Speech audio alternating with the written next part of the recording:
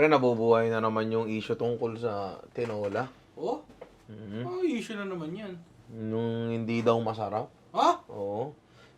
Palagay ko, meron lang mali sa pagluluto nila kasi masarap naman ang tinola. Oo. Hindi, kaso baka ako rin, meron ding baka konting mali sa pagluluto ko ng tinola. Tatawagan ko yung kuya ko, pare. Magtatanong tayo. Sino kuya yan? Secret, pare. Wala bang clue dyan? Sige na nga. Ang initials niya ay PP. Oy! Pipi! Oy! Fiona Pascual! Ay, hindi. Mas gwapo doon, Ay! pare. Oh! Sino yan? Ito, pare. Kilala mo to. Oh.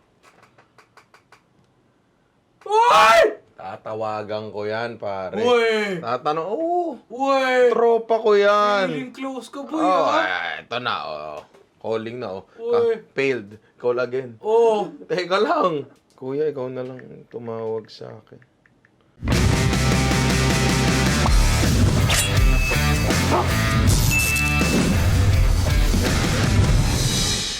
Kinakabahan ka. Parang ayaw nga sumagot. Oh, ayan Ay! na. Oh! Diba? Sabi ko sa'yo.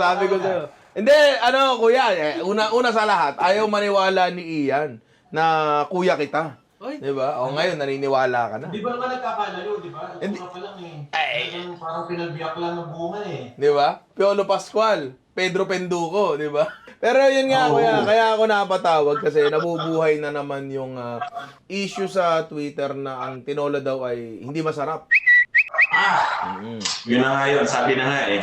Alam mo nung nakita ko tumatawag ka, feeling ko natag ka rin doon sa Twitter, no? May tweet kasi. Oo. Nung kaninang umaga, pagkagising ko, nag-check ako, tinag din ako.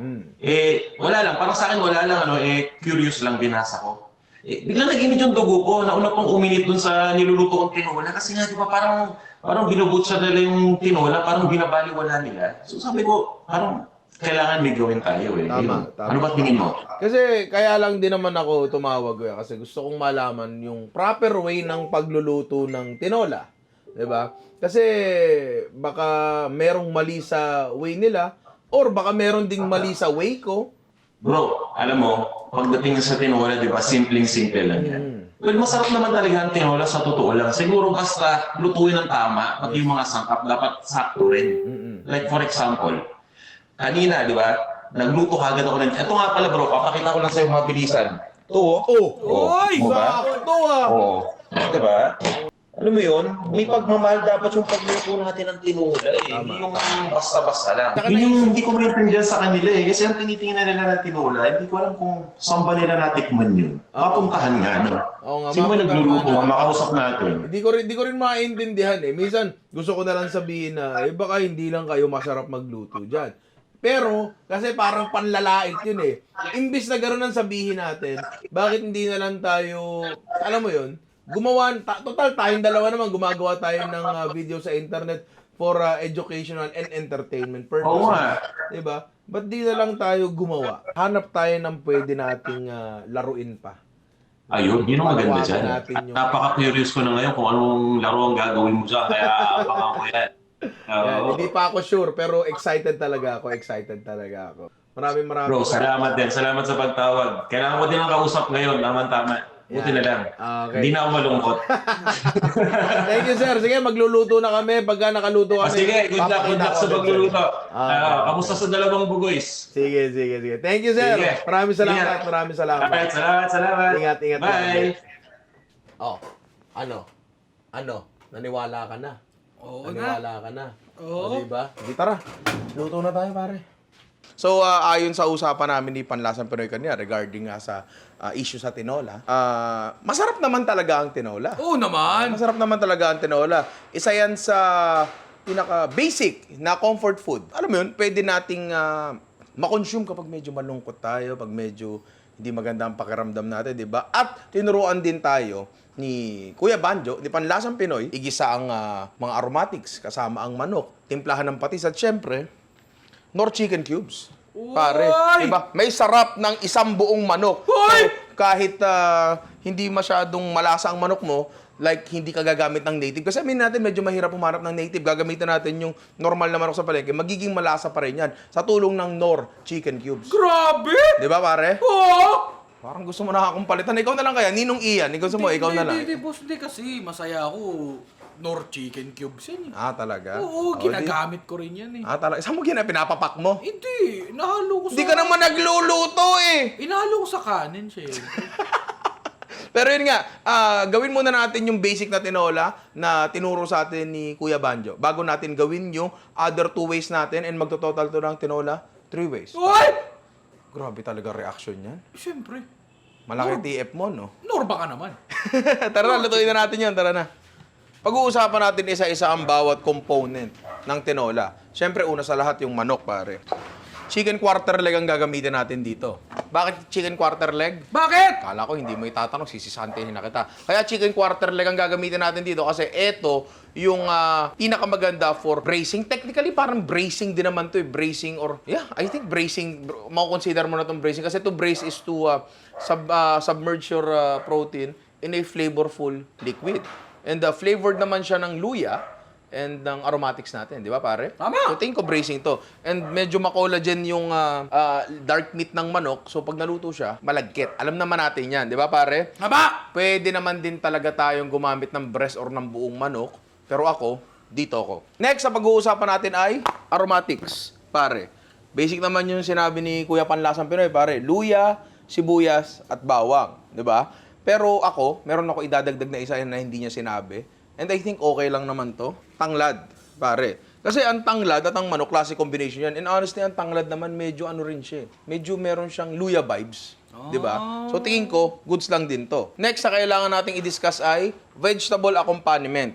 Papaya ba o sayote? Di ba? Kasi pare, ako, nakalakahan ko ay sayote. Dati, pag may nagtatanong sa akin kung ano ba dapat gamitin, sayote ba o papaya, alay ko sinasabi, bahala kayo. It doesn't make any difference. Tama. Kasi extender lang naman siya eh. Pero I was wrong. I am sorry, pare. Kasi nung nagluto ako ng tinola before and gumamit kami ng papaya, hilaw na papaya, pare hilaw na papaya. Nagbigay siya ng ano eh, konting tamis ba doon sa sabaw natin, di ba? So, dati sinasabi ko, wala naman silang ambag sa sabaw. Mali ako. I am wrong. I am sorry. Di ba? Kaya, para sa akin talaga, mas masarap ang papaya. Di ba? Pero kung gusto nyo naman na sayote, wala naman sigurong problema doon. Kung ano na lang siguro yung available dyan sa inyo. Di ba, pare? Tama! Pare, para akong cheerleader, oh. Pare, mahilig sa sports yan eh. Maraming... Siya yung siya yung titira na last second shot. Tapos nakita ka nag-cheer. Babato na lang niya. Go!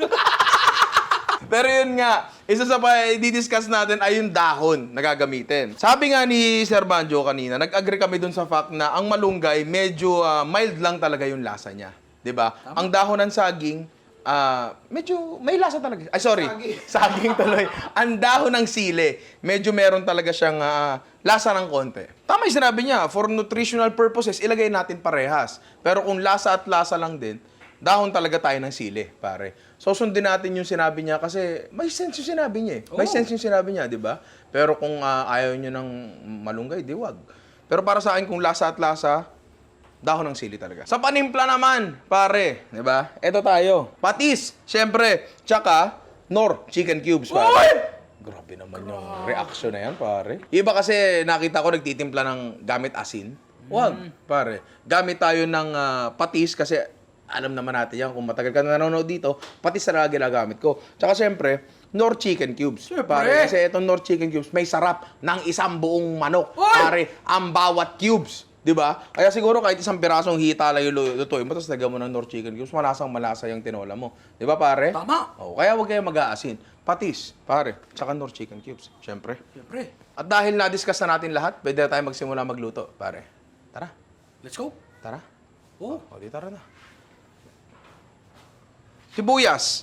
Ako naman, tingin ko ang sibuyas sa tinola, alam natin, haba-haba lang yan eh. Di ba, pare? Yung bawang natin, pak, nakachap na, di ba? Uy, grabe. Ang galing, di ba? Yan. Ang lupit mo. Mas maganda talaga dito yung medyo nakachap niya kaysa yung pinitpit lang. Ewan ko. Sabi ni Sir Banjo kanina sa pag-usapan namin, ang luya niya daw ay strips. Kami, ang nakasanayan namin sa bahay ay hiniwala tapos pinitpit. Pero Doon tayo sa turo ni Kuya, kaysa sa turo ni Papa. Siyempre. So handa na ang ating manok, ang ating aromatic. Siguro pwede na tayo magsimula. Bago pala yon, etong manok natin, pare, titimplahan lang natin yan ng, syempre, ang ating paboritong tispa. Konti lang, konti lang. Oop. Whoop! Okay na. Tara na, luto na tayo. Dahil traditional tinola ang gagamitin natin, traditional cooking vessel din ang gagamitin natin para lutuin to, pare. Pinoy kawali. Ngayon, usually ang ginagawa dito, ginigisa yung aromatics, tapos saka mo igigisa yung manok. Okay naman yon, di ba? Pero sa akin, ang gusto ko munang gawin, isir ng mabuti bawat slice ng manok, di ba? Para mabigyan natin ng proper browning. Hindi naman sobrang brown, pero enough na kulay lang and enough na flavor lang. Sa searing, hindi pwedeng popwersahin, pare, kasi gusto natin mag-develop ng ano yan, light crust ba? Pag nagka-develop na ng crust yan, madali na siyang tanggalin. Kasi minsan kasi naninikit, tapos pinipilit, tapos napupunit yung balat. Ayaw natin nun, hindi okay yun, hindi masarap yun. Dahan-dahanin nyo lang, chill lang, pare. Yan! Diba? Ang bonto naman yun. Diba?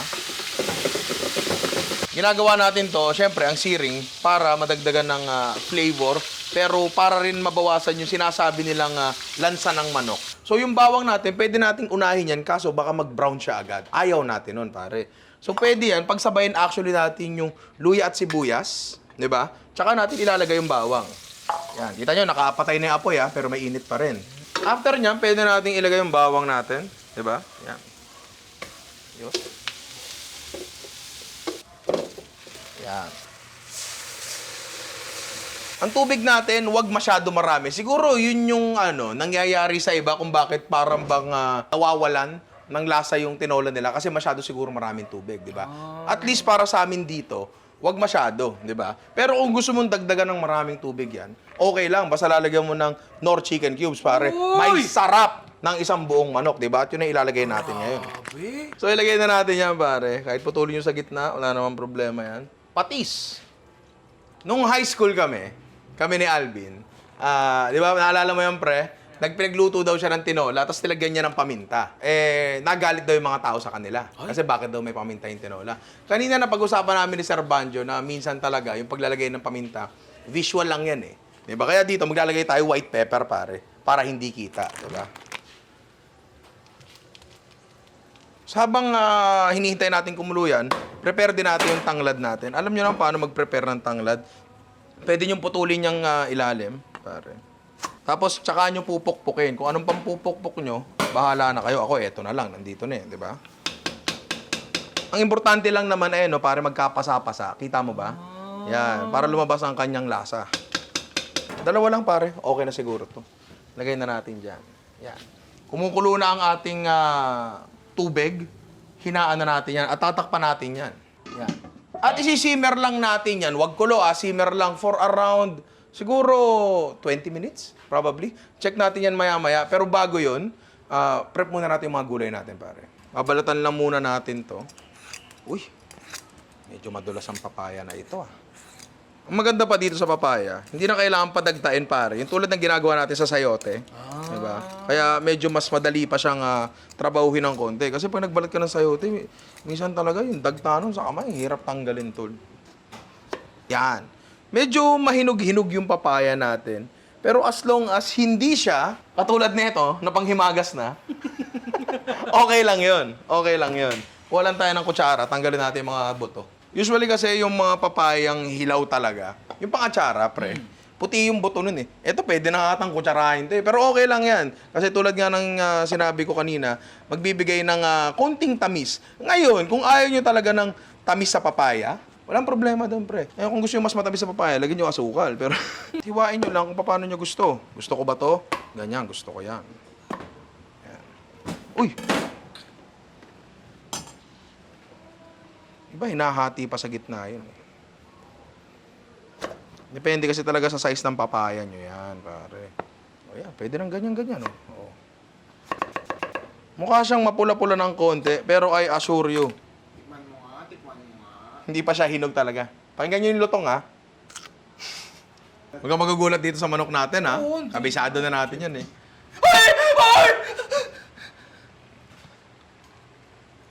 Kailangan sa'yo, tinataasan ang sahod eh. Ayan o, tinan nyo, pare. Maputi yung sabaw niya. Meaning, hindi siya super diluted. Diba? Kita nyo, umaangat yung mantika. Just how we like it. Diba, pare? So, hayaan pa nating maluto to ng, I'm not sure. Hindi ko alam. Pero, prepare muna natin yung ano natin, mga dahon-dahon natin. Dahon ng sili, pare. Alam nyo na yan, tatanggalin nyo lang yan, huwag kayong magsasama ng tangkay. Pero, isa to sa mga interesting na nalaman ko. Kasi usually, yung dahon ng sili na yan, merong mga nakalagay na maliliit na sili, pare. Sa amin, ang ginagawa namin sa maliliit na sili na yun, yun yung ginagamit namin sausawan, 'di ba? Para sa dito sa tinola, nalagay namin sa patis, ganyan. Pero nalaman ko lang recently na sila Alvin pala, ang ginagawa nila sa tinola nila, yung mga maliliit na sili, sinasama nila sa ano, pre? Sa tinola. Hoy! Hoy! Na mind blow ako noon, pare. Sobrang tindi kasi never nagkukur sa akin yung bagay na yun, 'di ba? Pero oo nga naman, 'di ba? Tinola, meron siyang konting anghang mula sa luya. Bakit hindi natin lagyan ng sili na nandito naman din talaga? Pero sa pagkakataon na to, para bang wala ako nakikita ni isang pirasong sili. So, I guess okay na 'yan. Okay na muna 'yan. Malunggay, didiscuss na natin kanina. Hindi na natin kailangan masyado i-discuss. Ilalagay natin to for the nutritional aspect. Para ito, huwag ka na talaga magugulat dito. Hindi na. Pangako mo sa akin. Hindi na talaga. Promise? Oo, promise. Okay. Maganda kasi yung tinola natin, pare. Hindi ka nagulat, Buti naman, marunong kang sumunod, di ba? So ngayon, luto... Komedyante ka. Komedyante ka. Oo. So ngayon, pwede na akong magpaliwanag? Okay. Luto na. Pwede natin ilagay yung mga dahon natin. Itong mga dahon naman natin, hindi naman to kailangan masyadong lutuin talaga. Konting-konti lang. Yan, okay na siguro yan. Sayaan lang nating mag-wilt down yan. Ang saglit lang siguro. Last 3 minutes, steam lang natin. Di ba? Napakaganda, pare. Yan. So, okay na to at this point. Amoy na amoy ko na yung dahon ng sili. Di ba? Yan, goods na to. Plating na natin to. Tikman na natin, pare. Titikman agad. Talaga.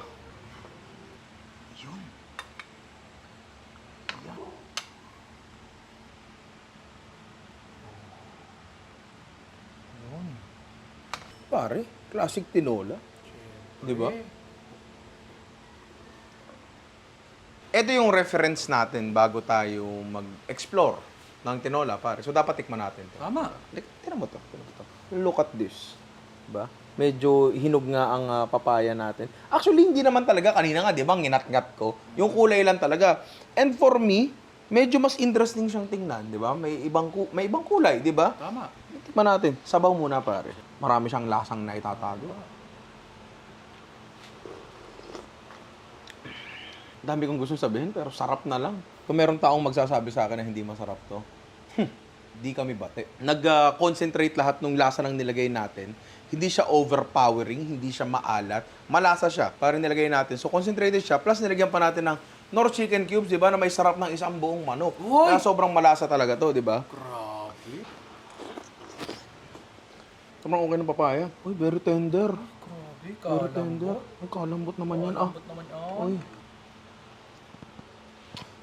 Kahit hindi native na manok yung ginamit natin, pare. Sobrang malasa niya. Diba? Pasok na pasok sa loob yung lasa. Walang kalansa-lansa.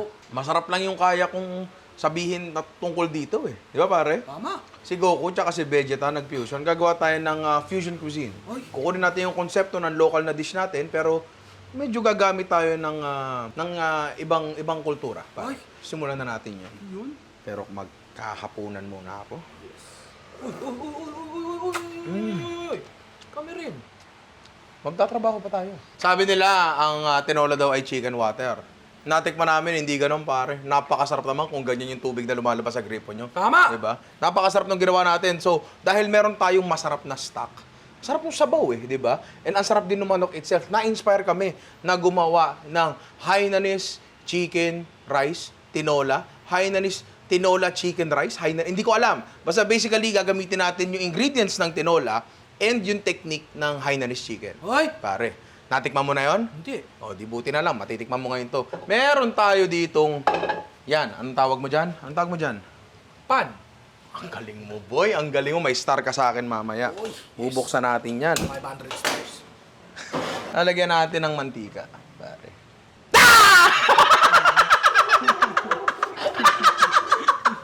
Nagulat! Nagulat, pare! Nagulat! Oh, mainit na nga yung mantika natin. Nandito yung mga, ano natin, tinola aromatics natin. Diba? Pagsabay-sabay na natin yan dyan. Meron kaming kumukulong tubig dito at ilalagay namin yun dyan. Uy! Yan, may lasa pa yan, pare. Ganyan ng konti. Yan. Lalagyan natin ng tanglad. Yan. Tapos lagyan natin ng Knorr chicken cubes, pare. Mga 3 piraso. Ay! Oo, para may lasa ng 3 buong manok, pare. Diba? Oo! Yan. White pepper, medyo marami-rami ng konti talaga kasi hindi naman natin ihigupin yung sabaw na yan eh. Kumukulo na ang ating sabaw and then dito nga ang buong manok natin, pare. Buo yan, buong buo talaga yan. Diba? Ilalaglag natin yan dito. Yan. Ilalaglag yan dyan. Tapos, asan yung takip? Tapos, pagkatakip natin, papatayin natin yung apoy, pare. Kasi, magulo ba buho ko? Hindi. Okay. Kasi kaya ganun yan, ayaw natin mag-shrink masyado yung bala, tapos maluluto siya hanggang loob. Isiset natin to for 15 minutes, tapos after nun, bubuksan uli natin yung apoy, pakukuluin uli natin, isiset lang uli natin for 15 minutes, again, nang walang apoy. Pare, maluluto siya and hindi ma-overcook yung breast part lalo, di ba? Tapos, yun, maluluto na siya, di ba? O di, hindi na namin papakita sa inyo ng buo yung proseso, yung produkto na lang. Siyempre. After 3 cycles, nung sinabi ko kanina, ayan na siya. Uy! Ang haba naman nun, pare. Parang gulat na gulat ka. Oo. Diba? Lumutang na siya, so malamang luto na siya. Pero iwanan muna natin yan saglit dito. So etong broth natin dito, pare, tinola broth yan. Legit, pare. So dahil napakasarap nga nung broth natin na ginamitan natin ng typical aromatics and flavorings ng tinola, kasama ang ating Knorr chicken cubes sa may sarap ng isang buong manok, pare. 3 buo yun, 3 yung nilagay natin eh. Tama. Diba? Meron tayong dito, hinugasan na bigas, pare. At syempre, alam niyo nang gagawin dyan kapag Hainanese chicken rice. Kuha tayo nung sabaw niyan at yun, ang ipang sasaing natin dyan. Hindi pa? Sasaing lang natin yan, di ba? And ayun, so yung flavor ng ating Knorr chicken cubes and yung tinola broth natin, mapapasok yan doon sa kanin natin. Kaya napakasarap yan, di ba? Tama. So hahanguin na natin to ngayon, tong chicken natin. Oo. Meron tayo dito, pare, nakahanda na ice bath, di ba? Kasi ilalaglag natin yung manok natin dyan to stop the cooking process para hindi siya ma-overcook and para mag-tighten yung skin. Di ba? So kukunin natin to without puncturing the skin. Tapos dahan-dahan lalagay nyo sa ice bath. Yan. And isa-stay lang natin yan dyan hanggang luto yung sinaing natin. Di ba? Tama. After nun, isa-serve na natin. Di ba? So para mas efficient tayo habang niluluto natin yung mga components pa nung ating tinola Hainanese rice. Bakit? Pwede ba tawagin na gano'n yun? Simulan na rin natin yung natin, last dish natin, which is tinola risotto. Ay! Di ba? Napaka-tsotsal. Grabe! Risotto? Kakaiba yun ah! Saan nag-workshop nung alaga mo? Ay, Ano to, artista po ako dati. artista ka dati? Opo. Talaga, ano pangalan mo dati? Bentong? Hindi. Ano? Diego. Kumukulo na uli yung natin, yung chicken broth natin. And meron tayong chicken breast dito. At lulutuin lang din natin to kung paano natin niluto yung Hainanese natin kanina. Ganun lang din. So kumukulo siya, ilagay natin yung manok dyan. And hintayin natin bumalik siya sa kulo. At kapag bumalik na yung rolling boil niya, takpan nyo, patayin nyo uli. So, mapo-fortify ngayon yung broth natin, yung tinola broth natin na nilagyan natin ng Knorr chicken cubes. And yung broth naman natin, papasok naman doon sa loob ng manok. Ay! Diba? Grabe, lupit pala ng Knorr chicken cubes. So, basically, hintayin na lang natin maluto itong dalawang to. Tapos, medyo okay na tayo. Ay! Ang ating sinaing, pare. Uy! Uy! It may not look much, pero pare, napakabango. Napakabango, pare. Di ba? So, good sa tayo dito. Okay na tayo sa Hainanese natin. Hainanese tinola, pare. Uy! Ngayon, gagawin na natin yung mga condiments nila. Napakadali lang naman din ito. Meron tayong maliit... Uy! Yan lang? Gagawa tayo ng parang ginger and scallion oil. Mag-iinit lang tayo ng konting mantika dyan. Mga ganyan siguro. Dito meron na tayo nakahanda na ginger, tsaka actually spring onions yan, hindi naman talaga scallions yan. Actually, hindi ko alam pinagkaiba na yung spring onions tsaka scallions. Spelling. Ewan ko. Spelling. Pero bukod doon, hindi ko na alam. Pero good sa tayo dyan. Medyo mainit na nga yung mantika natin. Bubuhos lang natin yan dito, pare. Yan. And yan na yun. Huwag nyo lang siyang hahawakan muna kasi mainit yan. Mainit yan. Yan na lang muna yan. Hayaan nyo na lang muna dyan lumamig kasi stainless aray, di ba? Mainit, napasok ako. Basta dyan na lang muna yan. Ngayon, same pan, pare. Sindihan natin. Gagawa naman kasi tayo ngayon ng parang chili oil, pare. Chicken oil. Yan. So masyado siya mainit. Hinaan natin. Tapos ewan ko kung napanood nyo na, para meron tayo ditong atsarang sili. Gumawa kami ng atsara episode doon nakaraan. Sili rin naman to na may konting tamis, may timpla. Why not? Di ba? Tama. Oh, lagay na natin yan dyan. Kaya wag masyado mainit kasi may asukal yan. Tol, masusunog yan. Di ba? Oo. Haluin lang natin. Okay na yan, pare. Ang third and final condiment natin, pare, ay para siyang sweet soy sauce lang naman siya. Madali lang naman yon. Meron tayo ditong konting oyster sauce, pare. Konti lang. Mga about 1 to 2 tablespoons. Tapos lalagyan lang natin ng kahit normal na soy sauce lang natin. Lalagyan natin ng honey, pare. Tapos haluin lang natin yan. Yan, mabilis na mabilis, pare. Meron na tayong sweet soy sauce. Konting halo pa. Pero basically, yan na yun. Diba? Ang bilis. Ang bilis. Grabe. So dahil palagay ko, tingnan nga natin to, pare. Palagay ko okay na rin yung chicken breast natin eh, 'di ba? Hanguin natin mamaya 'yan and i-ice bath din natin 'yan, 'di ba? Palagay ko pwede na tayo magsimula sa pinaka-risotto natin. Pare. Yun. Tara. Yan, dahil technically parang hinainanis din naman talaga natin siya. Rekta natin sa ice bath 'yan. Pre. Gagawa tayo ng dalawang klasing tinola risotto. Buksan muna natin sila, medium heat, and lagyan natin parehas ng mantika. Huwag masyado marami. Hanggat hindi pa siya masyado umiinit, pwede na natin lagyan ng sibuyas yan. Dito rin. Lagyan na rin natin ng bawang. Saglit lang, hindi natin gusto masyado mag-brown to. Talagang hanggang maging translucent lang ang sibuyas natin. Hindi ko pala napaliwanag kung ano ang risotto. Japanese rice ang gagamitin natin dito. Diba? Yan natin tigkalahati. Yan. Tapos, kailangan nating igisa yung grains ng bigas para mabigyan siya ng konting, para hindi siya, alam mo, pumutok na parang sa lugaw, pare. Para may integrity pa rin yung rice natin. Pwede natin silang lagyan ng stock. Siyempre, ang gagamitan natin, itong fortified tinola broth natin na ginamitan natin ng Knorr chicken cubes. Pare. Konti lang muna. Sa kabila rin. Yan. Kailangan hinahalo siya lagi talaga. Kasi ang gusto natin mangyari dito ay ma-release yung starch ng kanin natin. Pare. Parang mabigyan siya ng, paano ko ba i-explain to? Hindi naman parang biko. Hindi naman parang ganun. Basta magandang texture. Lalagyan natin ngayon na naka-cube sa papaya. Again, kung gusto nyo sayote. Whichever the side of the fence you are on. Okay lang yun, Walang pare. problema doon. Walang problema doon. Meron tayo dito pinaghalong dahon ng sili at malunggay. Pare. Lalagyan ngayon natin yan ng ating broth na pinortify ng Knorr chicken cubes. Pare. Yan. Mainit pa yan, so mag-wilt down ng konti yan. So, meron tayo ditong immersion blender at susubukan nating durugin to. So, eto ngayon, yung ating green tinola broth, pare, yan ang ilalagay natin dito. Yan. Para meron silang pagkakaiba ng kulay. Yung normal na broth. Eh, syempre, ibang sandok na gagamitin natin yan kasi baka magkahawa ng kulay, di ba? So, lulutuin na lang namin to, tapos mamaya, pakita namin sa inyo pag okay na. Kung tunay na risotto to, pare, lalagyan natin to ng parmesan cheese sa huli. Kaso parang hindi naman ata bagay yung parmesan cheese sa tinola, di ba? Tama. Pero ito, goods na to eh. No, tinan mo, pare. Tinan mo to. Uy. Butter. Baka kanyo controversial na ingredient ang butter pagdating sa tinola. Pero try muna natin. Kasi masarap to. Diba? Yan. So, pwede rin natin itong patayin and luto na siya. So, ipiprep na lang natin yung protina nito. Pare, tapos pwede na tayong mag-plating. Ito yung manok na pinoach natin kanina doon sa ating ano yun? Tinola broth, pare. And ipapansir lang natin siya.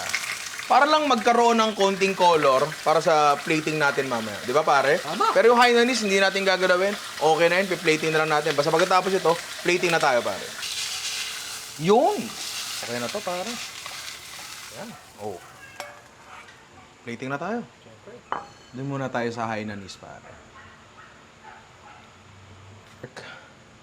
Yan. Pakita ko lang, pre. Luto yan. Luto yan.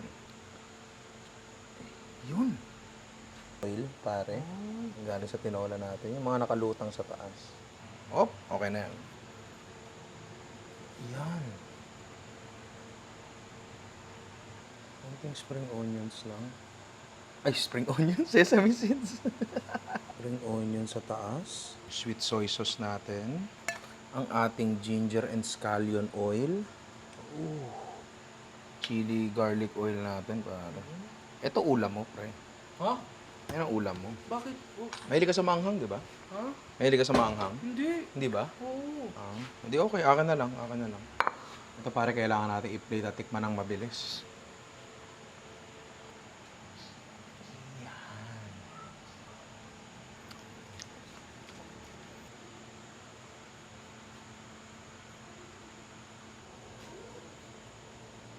Konting paminta lang to bring the dish together. Chicken tinola risotto, pare. Mga naman okay, no? Oo naman. Ito na nga pare, nakagawa tayo ng tinola three-way. Siyempre, gamit ang Knorr chicken cubes, pare. Di ba? Uy. Try naman natin yung kabila, yung puti. Gagalit yung mga aso, di nila matikman, pare. The perfect bite. Gagalit sila Luna kasi hindi sila makatikim. Fully cooked and sobrang tender ng breast natin and juicy. Kasi yung technique na ginamit natin dito, ano lang siya, slow heat lang siya. Di ba pare? Tsaka lasang-lasa siyang tinola, pero alam mong hindi. Ang talaga magpapasarap dito sa risotto natin is yung broth na ginawa natin. And talagang sobrang lasa ng broth natin kasi in-elevate natin siya using Knorr chicken broth cubes. Di ba pare? Hindi ko na muna lalagyan niya kasi kabisado ko na lasa niyan. Alam ko yung lasa niyan. Alam mo. Alam ko kaya hindi ko lalagyan. Sige. Diba?